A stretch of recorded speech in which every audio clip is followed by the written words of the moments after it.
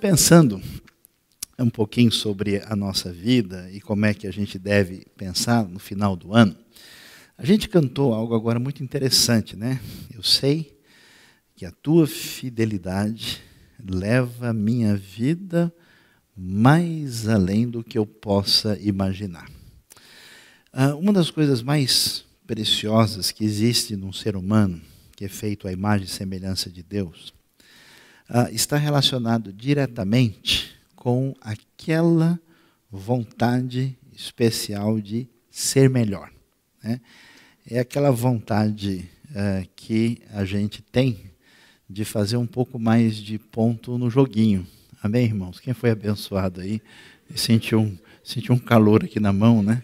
Sentiu um calor no mouse, né? É aquela vontade que você tem, né, de ter um negócio bonito, novo, né? Aquele cheiro de borracha nova da escola, né? Aquela coisa de tentar ser o melhor em todos os sentidos. Quando a gente perde isso, é bem complicado. A gente vê pessoas prejudicadas na sua vida, exatamente quando elas perdem essa força motriz de que você tem uma responsabilidade como ser humano e como cristão de chegar até o ponto que Deus deseja. Por isso que Hebreus 12, versículo 1, vai falar para a gente tem uma coisa chamada uma corrida que nos foi proposta e que a gente deve correr essa corrida de maneira perseverante, de modo que a gente alcance o prêmio. E a metáfora por trás de Hebreus 12 é tão interessante, porque ela nos fala de que sentado no estádio, né, já nos Jogos Pré-Olímpicos de Hebreus 12 aqui, a gente vai ver toda aquela multidão da testemunha, né, das várias testemunhas que aparecem em Hebreus 11, que são referência de gente que correu essa corrida e agora está mais ou menos como que torcendo por nós. Então, quando a gente chega nessa época, nesse final do ano, é hora da gente fazer um balanço, né? De pensar sobre a nossa vida, como é que está indo a minha trajetória, como é que eu me comporto como melhor pessoa, como é que a minha vida se delineia em termos dos meus relacionamentos, como é que eu vou além de mim mesmo na minha produtividade, na minha vida profissional, no meu desempenho intelectual, como é que eu cresço como pessoa na relação familiar, na minha função de pai, mãe, de filho, marido, mulher, como é que essas coisas devem ser consideradas. E quando a gente tenta fazer isso, é um tanto quanto complicado, por quê? Vários sentimentos negativos, problemáticos, muitas vezes tomam conta da nossa vida e funcionam mais ou menos como se fossem ervas daninhas, como se fosse uma espécie de mato que cresce no meio do jardim, que de alguma maneira prejudica e faz com que a planta, a flor, não se desenvolva da maneira adequada. E há várias coisas que estão por trás disso. Nós temos, por exemplo, a nossa inquietude e ansiedade, que está por trás de um pecado que a gente não costuma enxergar com facilidade, que significa descansar e confiar em Deus. E nessa inquietude exacerbada, a gente mete os pés pelas mãos e derrapa na curva na hora de fazer a corrida. A gente tem a relação difícil com os nossos predicados, que quando são negativos, e a gente todo mundo tem dificuldades, tem problemas em uma área ou outra, nós temos certas situações de desvantagens, a gente às vezes reage negativamente em relação a isso, né? Pessoas que são tomadas por uma baixa autoestima, que sofrem uma interação consigo mesmo de maneira negativa quando estão diante dos seus erros. Pascal, na sua obra famosa, Os Pensamentos, ele chegou a dizer coisa interessante, que diante dos nossos erros, falhas e pecados, sem Cristo Jesus, nós somos somente desespero.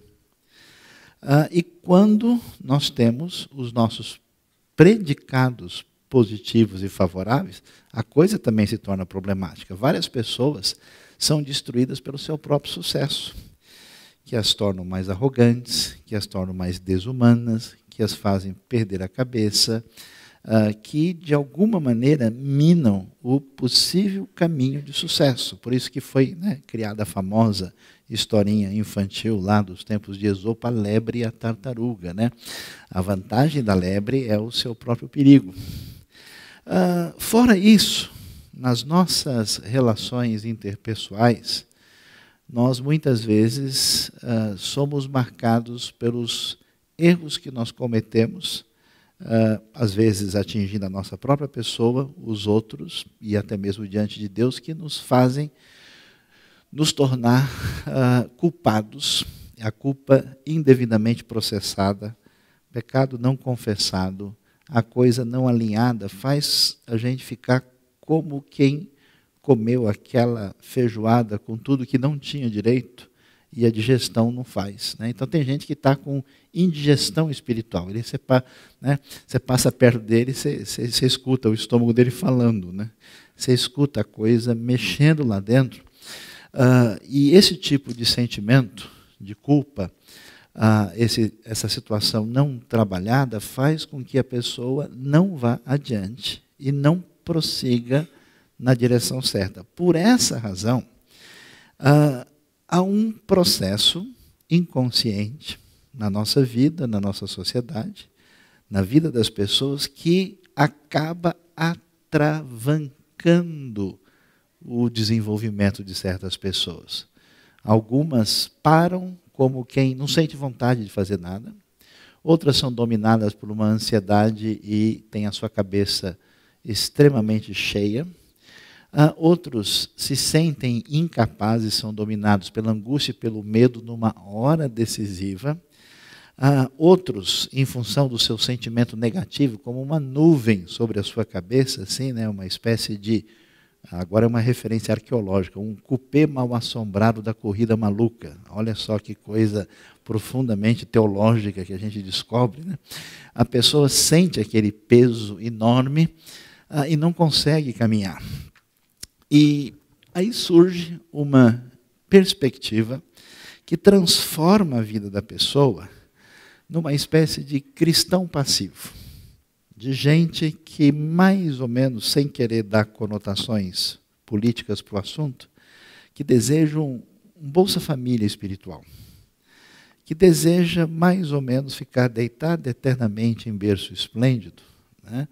E achando que a razão por que a sua vida não decola tem a ver com o sistema, tem a ver com a igreja, tem a ver com a denominação, tem a ver com liderança, tem a ver com seus companheiros de trabalho. Ou então, toma-se uma atitude de achar que a minha vida não chega onde ela deveria chegar, porque eu tive uma história X, eu vivo num contexto tal, eu não estou no melhor país, na melhor sociedade para que isso aconteça, ou porque a minha época é mais difícil, porque nos tempos de Jesus não era assim.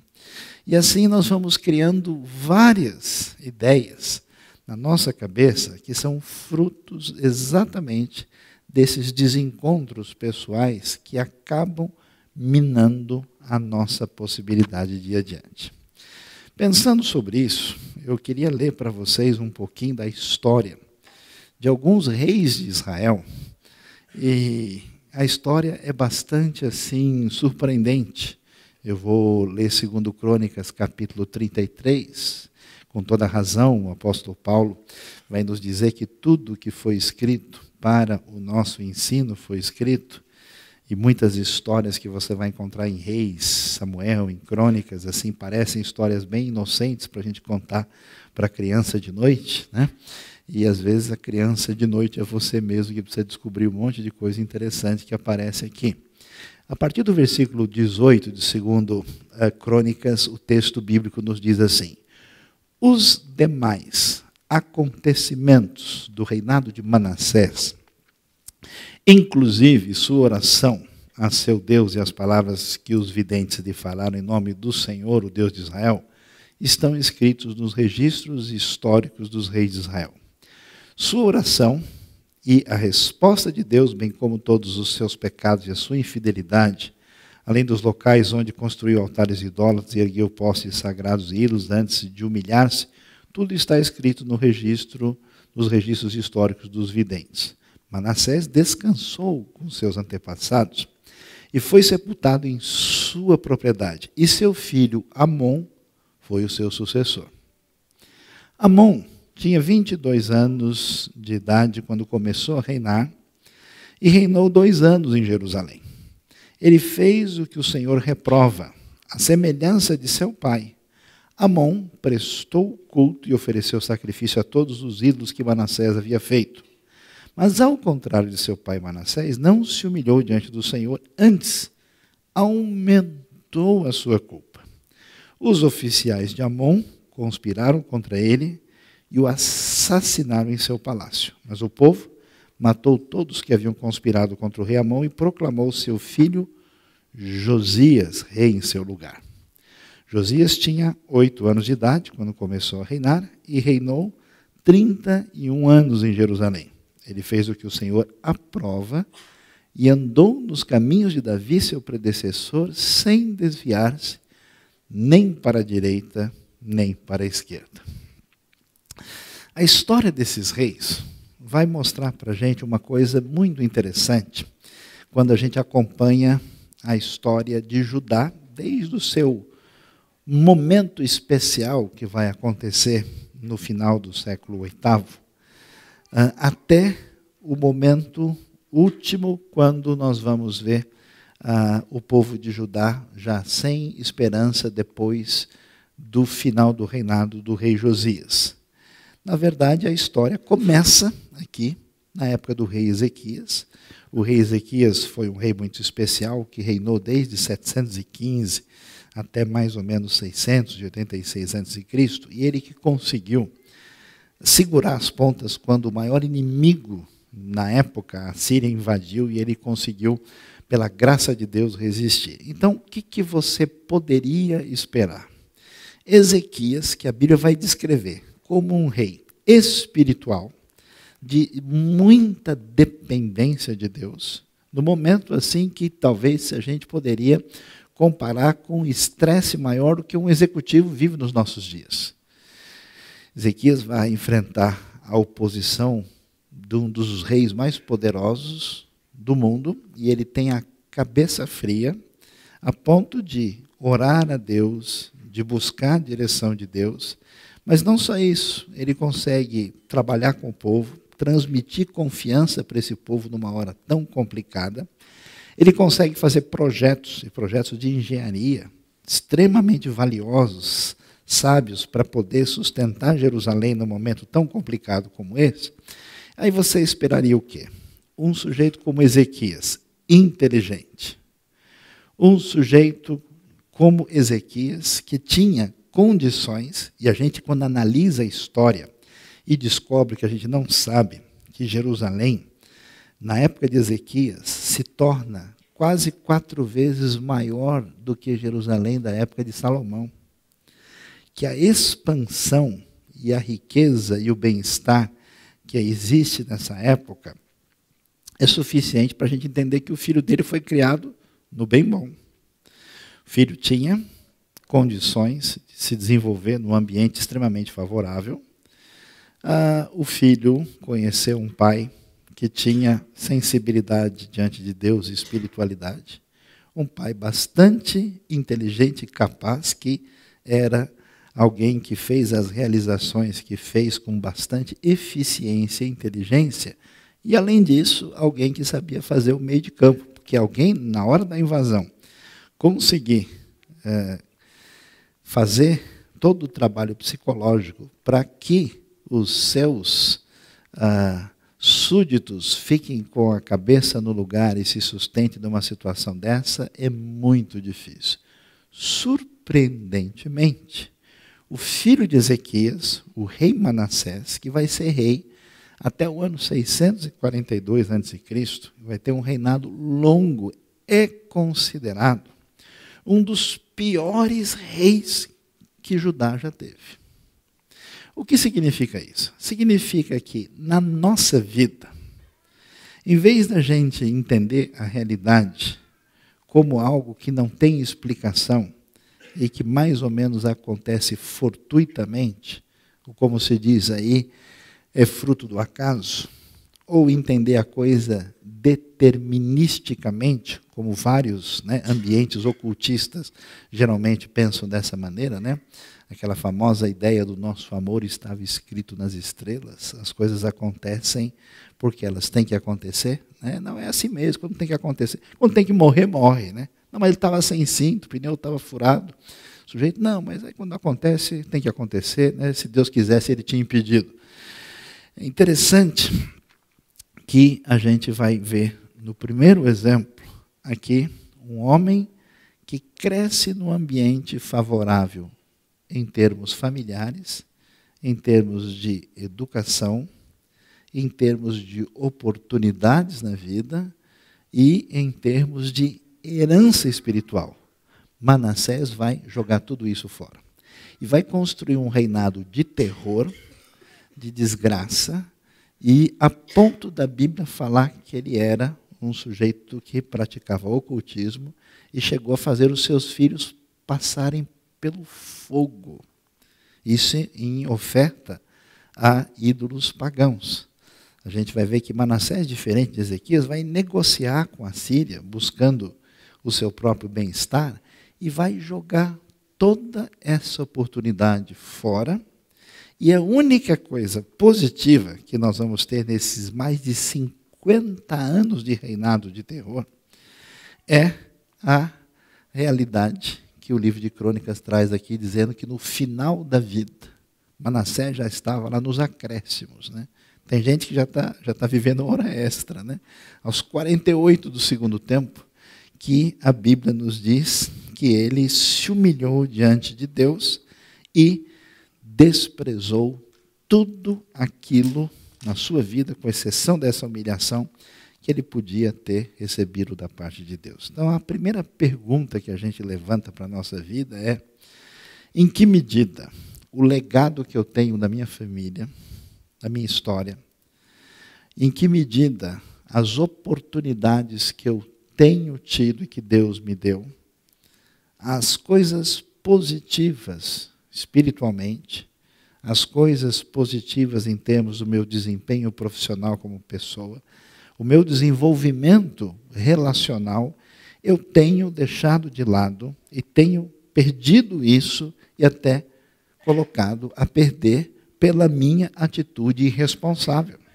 Porque a grande verdade, meu amigo, é que a bola está com você.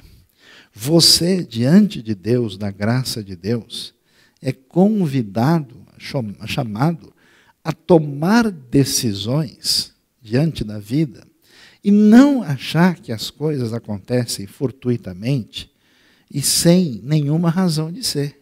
Manassés tinha tudo para dar certo. Ele é filho do Ezequias. Ele acabou com a sua vida. Quando a gente vai um pouquinho mais para frente no texto, a gente vê que quando morre Manassés, o seu filho Amon vai reinar em seu lugar. Amon vai reinar só 2 anos, de 642 a 640 a.C.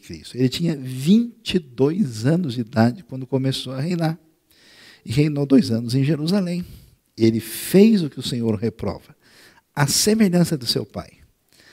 Amon prestou culto e ofereceu sacrifício a todos os ídolos que Manassés havia feito, mas ao contrário do seu pai, Manassés, que acabou no final da vida se humilhando, ele não se humilhou diante do Senhor, e o texto termina com uma palavra extremamente pesada. Antes, aumentou a sua culpa. Tem gente que consegue fazer mais bobagem com a sua vida do que as pessoas permitiram que elas tivessem antes. É o perigo sério da gente olhar a realidade à nossa volta e imaginar e pensar de maneira problemática que o nosso contexto de vida não foi tão positivo e favorável como deveria ter sido. E com base nisso, porque a minha família não era melhor, porque eu tive privação na minha infância, ou porque eu poderia ter estudado numa escola melhor e não deu certo aquilo, ou porque eu tive uma desilusão de relacionamento, ou porque a história da minha família foi tão atrapalhada que eu me sinto atrapalhado até hoje, ou porque a minha história é tão confusa que eu nem sei quem sou, né? Eu sou amigo do Raul Seixas e canto junto com ele. E diante dessas circunstâncias surge uma desculpa psicológica que a gente coloca na nossa cabeça, que seria aquilo que nos permite a apologia da revolta. Eu conheço gente que dá pena, gente com capacidade, gente com potencial, gente que tem condição de fazer diferença no mundo, só enrolando. E no pior dos casos, não só enrolando, você conversa com a pessoa, você percebe que ela tem veneno no coração. Ela está machucada, ela está ferida e não sarou, não fechou. E por causa disso, todo aquele potencial criativo, toda aquela condição de fazer esse negócio gostoso que é ganhar de si mesmo, de ir além de si, né, de conseguir ultrapassar os seus limites. Né? É tão gostoso quando você tem uma dificuldade relacional e você vence e termina no abraço. É tão legal quando você luta por algo que você quer aprender, né? Vai lá um curso de língua, né? Um curso de especialização, um MBA, uma coisa, quando você termina e você sentiu aquele conteúdo agregado e você viu que o arquivo instalou aqui dentro, está rodando, né? A coisa é bastante diferente.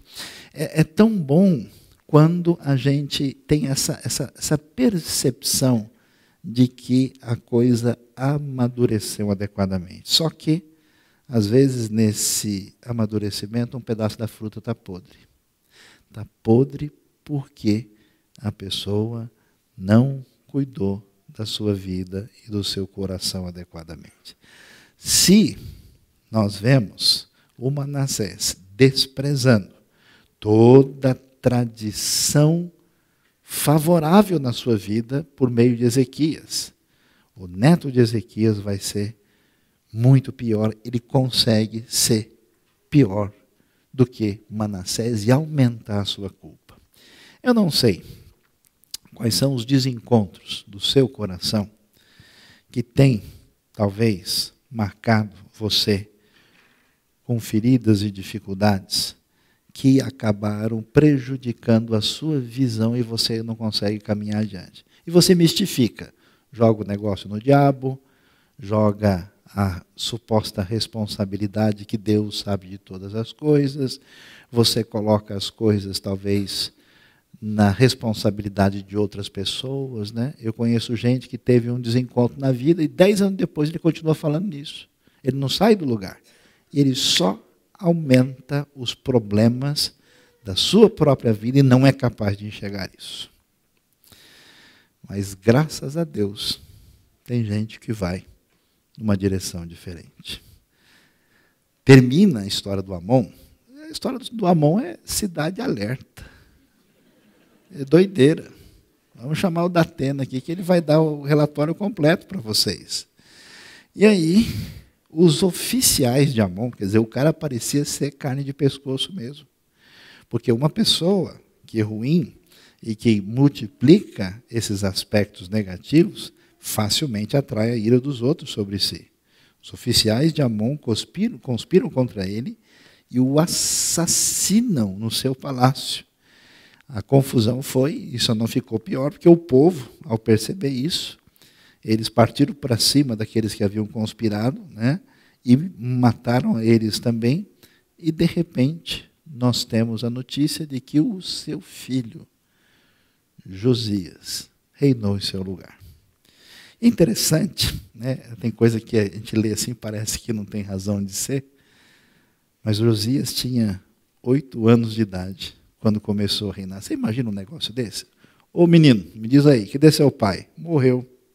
Morreu como? Foi assassinado. Porque houve uma situação assim, Josias tinha que passar, né, por uma terapia aí, passar por vários anos aí de cura interior, né? Cura interior, cura capital, cura litoral, todo tipo de cura, do jeito que a situação dele estava difícil, devia ser uma coisa mais ou menos nessa direção. A gente vai ver que Josias, no momento difícil da história, momento desse domínio assírio que agora começa a perder espaço para o domínio da Babilônia, Josias vai reinar, e eu não sei, eu queria, né? A Bíblia é muito legal, eu gosto da Bíblia por causa disso, porque ela diz umas coisas tão preciosas para a gente, mas ela gosta de suspense, ela deixa 3 pontinhos, né? A gente não sabe como é que o Josias despertou. Dá para pensar, será que ele ouviu falar do bisavô Ezequias? Será que ele foi atrás da história? Como é que ele conseguiu ter isso? Da onde o Josias tirou força? Porque o seu avô foi horrível. O seu pai foi horrorível, mistura de horroroso com horrível. Ele tinha todo um legado extremamente negativo. Josias tinha toda a razão para dizer, olha, se o meu pai foi ruim, meu avô foi pior, e eu fiquei sozinho aos 8 anos de idade, e os caras mataram meu pai, meu amigo, o negócio é comigo, ou vai ou racha, ou arranca a tampa da caixa, nós vamos resolver esse negócio agora, eu vou ser o lampião antecipado, eu vou arrebentar, eu vou fazer a coisa dessa maneira. E a Bíblia vai mostrar para a gente de uma maneira absolutamente incrível. Assim como Ezequias, que era filho de Acás, que também era um rei desobediente, afastado de Deus, Josias, contra todas as expectativas, vai se tornar um dos reis mais valiosos e significativos da vida. É no tempo de Josias que a imoralidade associada à idolatria, vocês não fazem ideia o que acontecia. Havia uma espécie de culto dedicado às divindades de fertilidade, como Baal e Azerá, que é a mistura da idolatria com o carnaval nosso. Era a baixaria geral. Josias chegou junto, acabou com esse negócio, tirou fora toda essa decadência espiritual que havia em Israel. Josias vai achar o que estava lá atrás escondido, o livro da lei, vai trazer de volta ao povo, eles vão ler, eles vão se voltar para Deus. O texto vai nos dizer que adiante, se você quiser ainda ler hoje à noite ou amanhã, capítulo 35, ele vai celebrar a Páscoa, a importante Páscoa, o Pêssar, que lembrava da grande redenção e libertação que Deus tinha trazido sobre Israel. Josias vai ser o rei de maior importância na restauração da espiritualidade e da vida de Israel. Sem ter ajuda do avô, piorada a situação do pai, ficando sem pai aos 8 anos de idade e começando a reinar com provavelmente assessoria de gente que tinha relação com o reinado antigo, Josias leva a coisa na direção certa. Eu tenho ficado surpreso na minha vida. Esse dia eu estava vendo um vídeo de um irmão nosso australiano que não tem perna, nada, ele é totalmente assim, limitado, né, em função da sua dificuldade de enfermidade, e como esse homem dá palestras no mundo de motivação, de autoestima, e prega o evangelho e faz a diferença no mundo. Como eu tenho visto gente que, contra todas as possibilidades, na sua formação, nas suas dificuldades familiares, nos seus problemas pessoais, um dia abandonaram a síndrome de vítima, abandonaram a síndrome da reclamação, abandonaram a síndrome de coitadinhos e levantaram, deram a volta por cima e fizeram a diferença na história. A pergunta que a gente precisa levantar é: o que é que você vai fazer em 2015? Qual é o seu projeto de vida? Você sente que você está correndo a carreira? Ou você está se enrolando? Ou você é um tonto que simplesmente brinca de ser cristão? Um dia você vem aqui na IBNU, Outro dia falou, eu vou assistir em outro lugar. Não, hoje tem um jogo legal para ver. Você é uma pessoa que pensa na sua vida com responsabilidade ou você deixa a vida passar? O mundo é feito por gente que de vez em quando percebe o que está acontecendo. Outros que nem sabem o que está acontecendo e aqueles que fazem acontecer. Que tipo de gente é você? Você tem várias opções. Uma é desprezar tudo que você tem, aqui inclusive, de possibilidade. Tudo que você tem no legado da sua história, da sua família, nas oportunidades, na saúde, na bênção, nos recursos que Deus tem dado a você. O que você vai fazer com isso? Você pode desprezar, dar as costas e piorar a sua vida. A sua vida é pior? Você pode rejeitar isso. Você pode rejeitar aquilo que foi dado. Você pode piorar a situação, como aconteceu no caso de Amon. Ou você pode ser uma pessoa que cai na realidade e percebe que a decisão de tomada de vida não depende das circunstâncias, não depende das pessoas em volta, não depende dos elementos negativos que podem ter atropelado a nossa vida, não depende das circunstâncias históricas complicadoras, depende da sua postura incrível.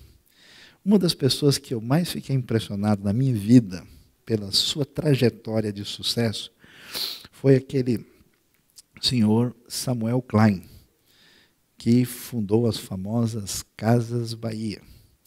A razão é porque o senhor Samuel Klein cresceu aqui no Brasil exatamente no momento mais difícil da história econômica da nação.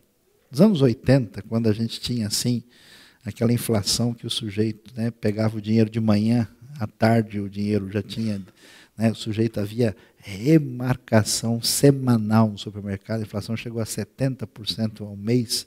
Era um negócio incrível, assim, o sujeito tinha que deixar o dinheiro rendendo de um dia para o outro. Deixasse um dia, ele perdia o valor. Quando todo mundo dizia que não havia o que fazer, e nesse período, mais de 2 milhões de brasileiros saíram do país, dizendo que não havia nenhuma possibilidade de fazer nada aqui, esse homem, que chegou ao país com quase nenhum recurso, se tornou um dos empresários mais bem-sucedidos da nossa história. Então, eu queria fazer um desafio para você deixar de ser Manassés, de jeito nenhum piorar as coisas pelo caminho de Amon, e que você receba a bênção de Josias, alinhado com Ezequias, durante as suas noites e os seus dias. Que você caminhe nessa direção. Avalie o seu coração. Será que você está rodando como enceradeira, para lá e para cá?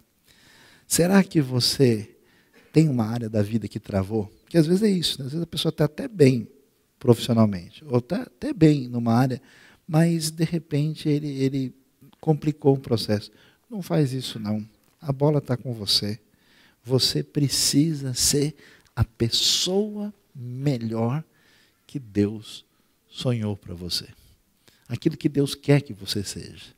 É igual uma planta vicejante, que dá fruto, que dá flor, assim. E é muito legal. Você não conhece gente que você fala, essa pessoa é muito gente boa. Pessoa gente boa que você tem vontade de estar junto com a pessoa, trocando ideia, que você sai dali sempre com um plus. Alguma coisa favorável toca a sua vida. Você existe para ser canal de bênção, você existe para ser uma pessoa realizada, e você existe para, como a gente ouviu no começo, para glorificar e adorar o Deus que é o Senhor do universo. Você precisa correr essa corrida direito. Você vai ser o Hamilton de 2015. Você tem que vencer esse negócio. Tem que botar a Ferrari no bolso. Nada de Mercedes, nada de ninguém. Você precisa ser vencedor.